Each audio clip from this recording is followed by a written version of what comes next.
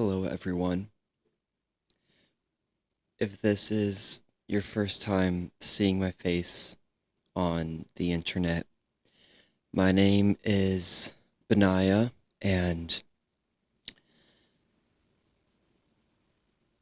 I'm I'm a follower of Jesus of Nazareth. And I usually make Christian content. And while this will be a Christian, video, I'm not going to shy away from it. It will be far more political than Christian. I am aware that being a citizen of heaven is above what I politically believe. I will always stand on that. But I'm also just not going to talk about the events that transpire in our world, in our country, just because I'm saved. I'm still going to discuss the travesties and the abominations of events that happen in our country, on our land, on our ground, and be a child of God at the same time.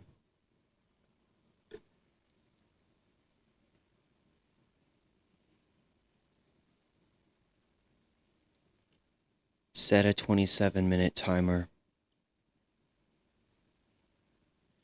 So, what I'm here to talk about today is an event that has changed our country and an event that's going to be in history books for, you know, the rest of our history.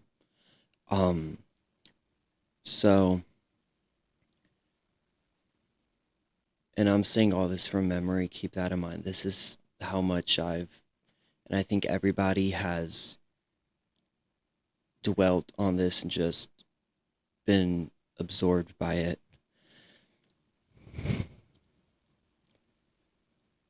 On Wednesday, September 10th, 2025, at 12:20 p.m. Utah time, Charlie Kirk, while speaking to a crowd of about 3,000 people as a form of debate at Utah Valley University, was assassinated from 200 yards away. And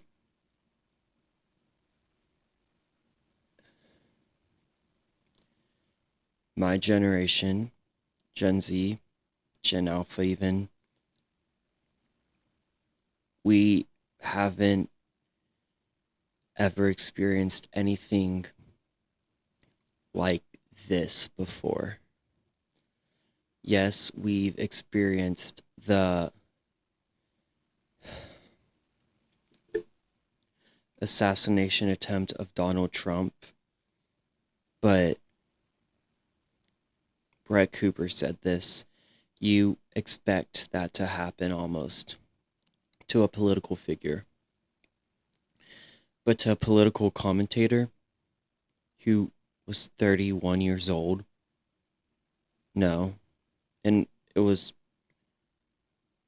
the shot was so clean. It was, it was point blank. Um, I'll get into more of this in a few seconds, but in that video, you could tell that he was he was gone on impact, and there's nothing you could do about it. But my generation has not experienced anything like this, and of course, it's easy to say it's traumatizing, but it's it's been a lot harder to process for me, and I'm making this video because I know this isn't just me. This is a whole generation, and basically just a whole movement's mourning, a whole movement's grieving over one man's death. And it's not just his death, it's death on top of death, on top of death, and on top of death.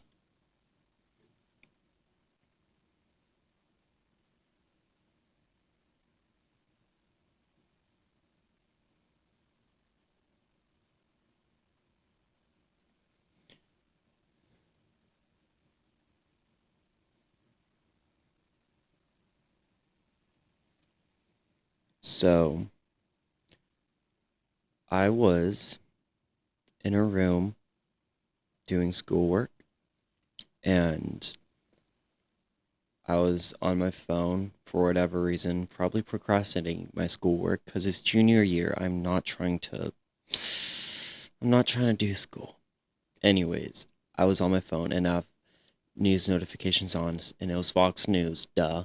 And it said Charlie Kirk shot at Utah Valley University event, and I was like, I don't know what I said. I said like holy crap or something.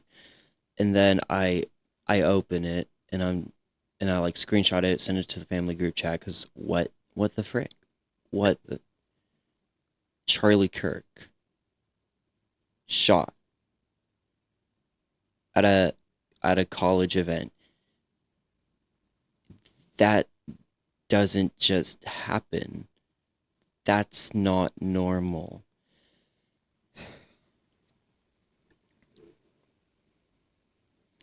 So I screenshotted it, sent it to the group chat. My mom was like, "Oh my gosh, me and your sister are like literally just started talking about that." So, and then I go on Instagram, as one does, and then I start seeing stuff about it and more stuff. And then Allie Beth Stuckey, Charlie Kirk has been shot in the head or neck, pray. And then you see more stuff flood in from JD Vance, Trump, all the people in the administration right now. And then you go on your friends' stories and it's like, pray for Charlie Kirk, pray for Charlie Kirk. So you pray for Charlie Kirk. Um, but then you also want to know what happened. So I looked up Charlie Kirk shooting, and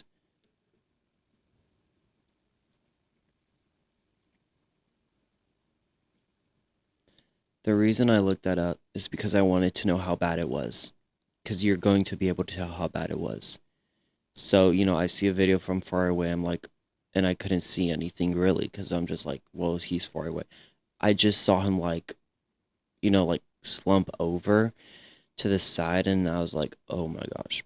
I So then I keep scrolling, and I did not expect to see that video of him close up getting shot in his neck and then just bleeding out alive and just slumping over, and somebody just deciding that his life wasn't worthy, and that it was his life was theirs to take. And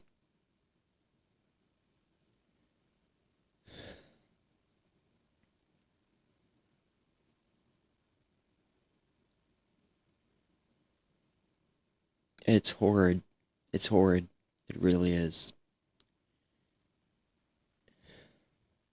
This makes no sense. And like I said, like Brett Cooper said, you expect this almost from a presidential candidate or like a political figure, more like, a politician. You expect this. But to a political commentator, that just opens so many doors to the what could happen in the future, to what I haven't even thought about. I don't think a lot of people have thought about that. But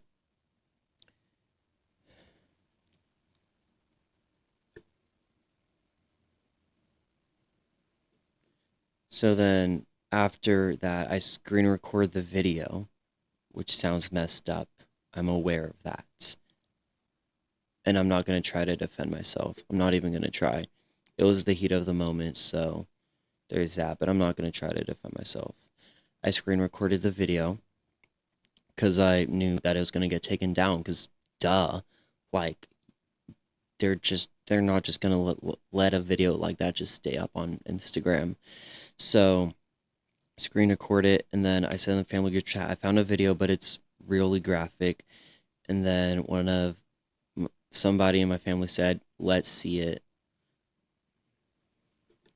Because again, people are going to want to know how bad it is. So I send it at request, and I went to go show my dad, and he he was in the and he's in the military, and he was also a police officer, and he's just that type of guy. And he said, I'm not going to repeat what he said, but I knew, I mean, he wasn't going to make it. There's no way that you just lose a pint of blood in like 5 seconds and survive. It's not realistic. When I check my phone after class, don't let me see a notification that said Charlie Kirk dead at 31. Don't let me see a notification that says Charlie Kirk dead at 31. Don't let me see a notification that says Charlie Kirk dead at 31. And then class ends, and as soon as it does, I'm still in the classroom. I check my phone, and Fox News, Charlie Kirk dead at 31. That's not what the news notification specifically said, but that's what it was. What do you do?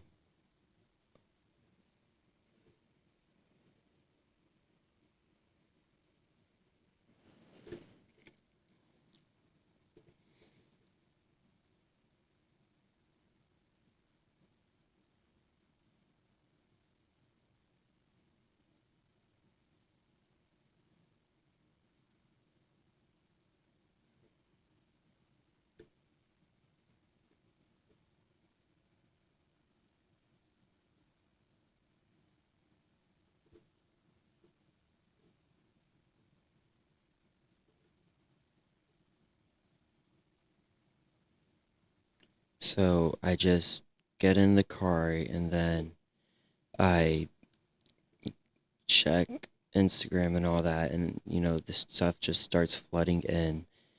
And then it's just,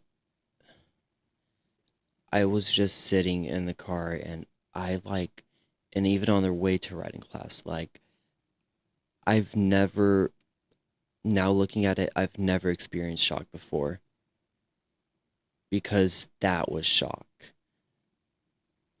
I couldn't, I couldn't process what was happening. I still don't like understand, because this is not normal. That's not normal.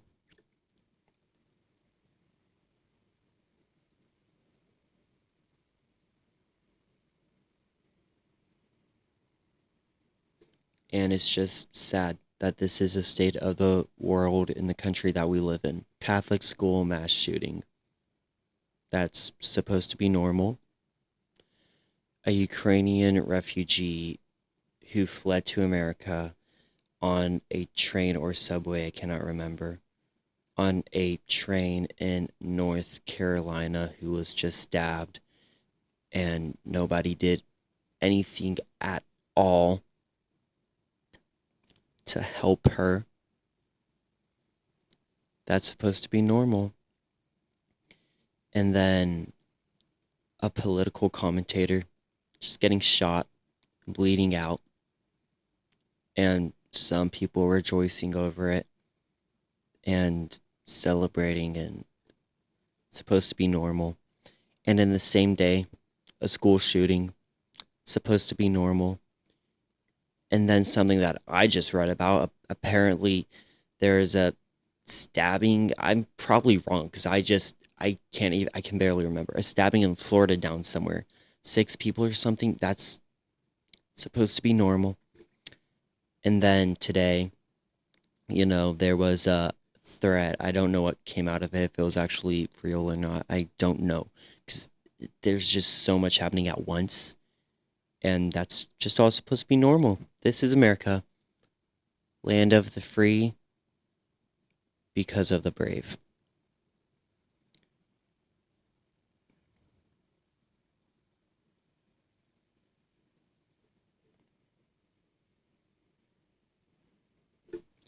And hopefully the events that transpired on Wednesday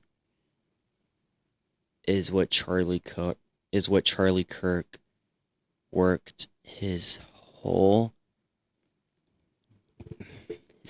dang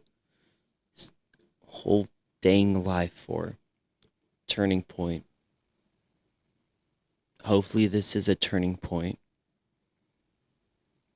and not just politically.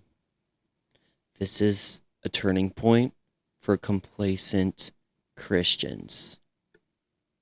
And yeah, if you check my channel, I did just make a video about how I oppose Christian nationalism. And I oppose it theologically. And while Christian nationalism is political, it is much, much more theological. And the way that mainstream news sources use the word Christian nationalism, they don't know what they're talking about. I'm sorry, just say straight up. You don't freaking know what you're talking about, Rachel Maddow, when you're calling Josh Hawley or Charlie Kirk or even freaking President Trump a Christian nationalist. You don't know what you're talking about. You don't. So no, I don't believe Charlie Kirk was a Christian nationalist. I think he was far from it, actually. And you called him a Christian nationalist because he was a Christian who was political. And any Christian who's political nowadays is just immediately framed, basically, as a Christian nationalist, as a racist, as a bigot, as a homophobe, as a xenophobe, all these phobes. Because, we're supposedly afraid of them. Do not fear man. Fear the one who can put your soul in hell. Fear that one. Fear God. Fear God. So, this is a call. This is a turning point for complacent Christians to wake up. To wake up to the reality. To wake up to the everyday reality that, yeah, we do have to get involved. This is real. That a 31-year-old man died while partaking in public debate, exercising his right of free speech. He just died in broad daylight. And he left his wife, Erica, behind. And I don't even want to say he left his kids and his wife behind, because he did not leave them on an option. It was not his choice. Because, like I said, somebody or a group of people decided that his life was theirs to take. Because he wasn't worthy. Because they're just so morally righteous that they have to go out and cleanse our country, or sorry, their country, because they're just so morally righteous and they know what's perfect for what, and they know exactly what's needed for this perfect utopia to just commence. We just have to get rid of the evil scum. Be for real. And yeah, You can be politically informed and politically active as a Christian without being a Christian nationalist. You can literally do that. First off, go look up and go do research for yourself what actual Christian nationalism is, and then do research about what being politically informed and politically active is, which that should be pretty self-explanatory. Well, that's what you'd think, right? But then also, no, you actually do need to go do your own research about what Christian nationalism actually is, because that one has been actually twisted out of so much proportion. It's really insane. And don't get me wrong, there's definitely Christian nationalists out there. Like, definitely. Yeah, no, I believe that. But not under the likes of Mr. Charlie Kirk, who was murdered in cold blood in his own country, partaking in a form of debate,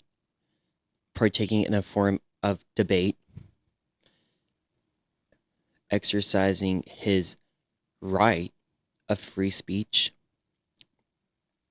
by someone or a group of people who decided that his life was not worthy to be lived and that it was theirs to take. And they took him away from his wife, Erica, and his two little kids who will only know their father through pictures and stories and whatever the news wants to say about him in the future.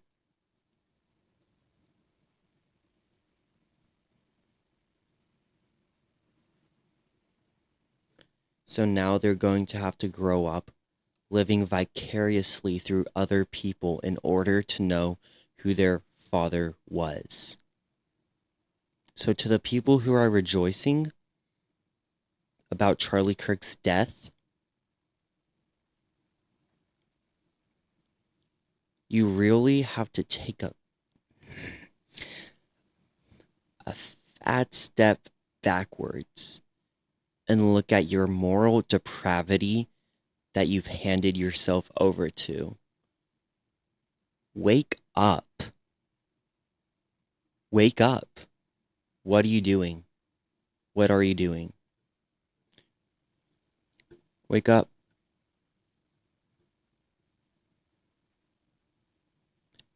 This is the state of the country in which we live in. Oh, well, it's because of President Trump. The buck stops here. The buck stops here.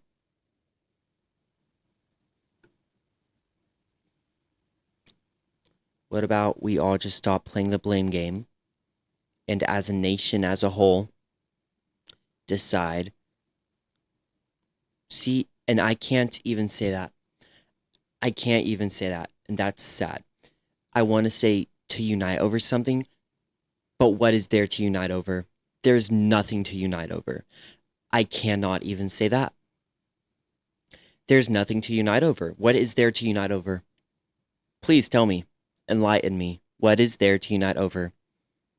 Send me every book you have. What is there to unite over? I wanted to say that, but I can't even do that. And that's the reality. And yeah, that goes into the conversation of our country and as a whole, our world is forever changing. It's forever evolving. It's forever just, it's all just death. It's all just death.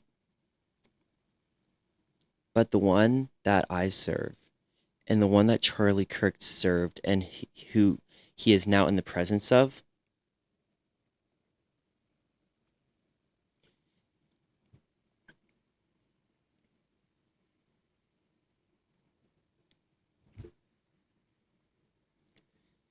he never changes and he is forever. And his name is Jesus Christ. And if you do not know him, please get to know him.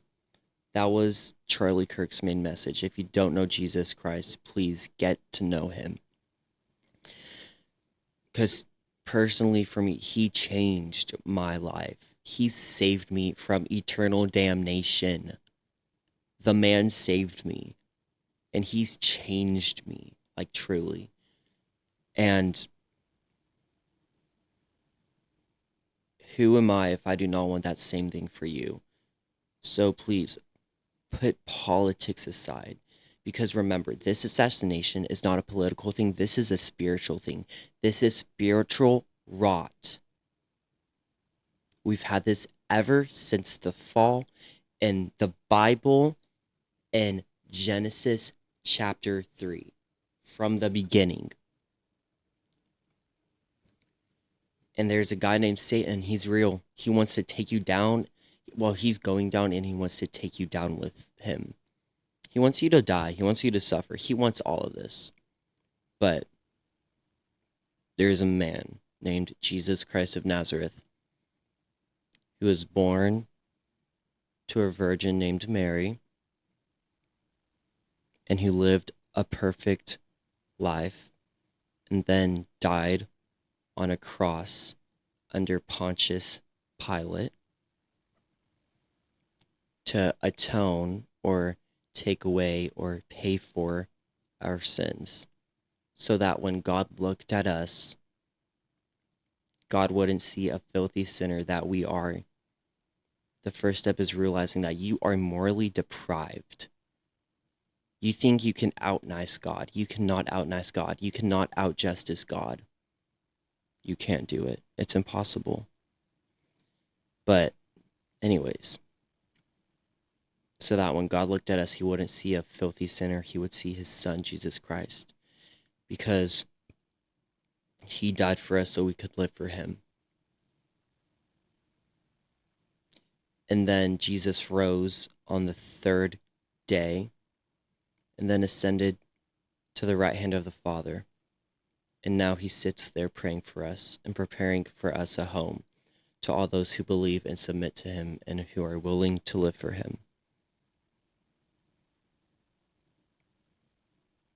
And that was something that Charlie Kirk taught.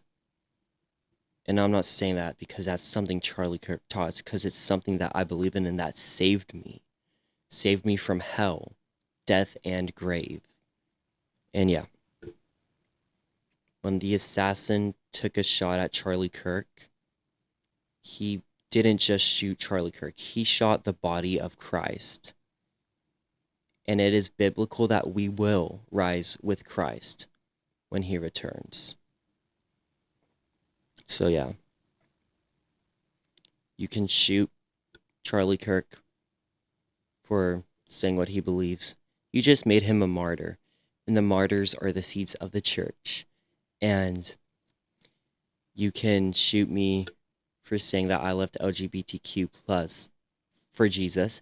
And you can shoot her for saying that she left being trans for Jesus. And you can shoot those people for saying that abortion breaks God's heart. And you can shoot whoever you want. You can shoot whoever you want. Come at us. Shoot whoever you want. It's not going to matter. You're going to shoot, but you're going to miss. Because when Christ inevitably returns to claim his bride, we will rise with him and will ascend into heaven with him. So yeah. God, family, and country. In that order.